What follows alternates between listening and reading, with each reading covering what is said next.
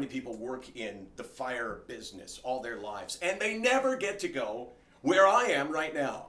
I am in the office of Toronto Fire Services. Is that how I make reference to it? That is the Chief, Matt Pegg. Good to see you, man. Nice to see you, Michael. Yeah, this is Daily Landsblog for, what's the date, Case? The 11th. The 11th. You see, I can't be expected to remember everything. 2019. So you and I have been talking about something that obviously is really important to me and SickNotWeak, but also I found out to you in doing what you do. What is your responsibility, do you think, to the average firefighter out there in Toronto who's going to deal with stuff in their life? Well, Michael, you just hit it.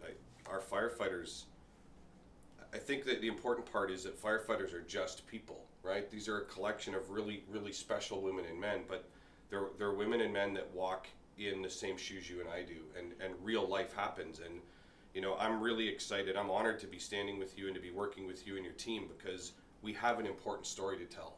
And that story is that, you know, this road of life isn't easy for any of us. Right. And, you know, I have seen a lot, and I have done a lot, and I've watched a lot of people suffer, and I too have suffered. And I think that if this presents an opportunity, and if you and I together can tell a story and continue to make it safer to have conversations around mental health, I'm in.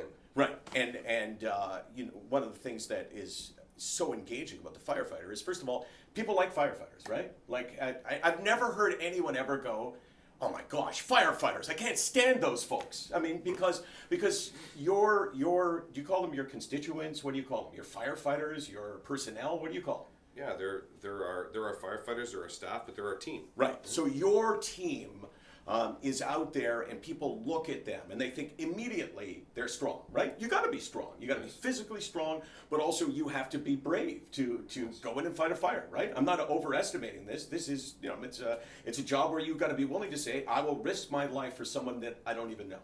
That's true. And, you know, we had I'm really inspired by the conversation we had today, and the fact that, you know, whether it's firefighters or police or paramedics or any of the first responders, we're still human, and we still grieve, and we still hurt, and we need to process the things we see. We're just not allowed to do it at the same time.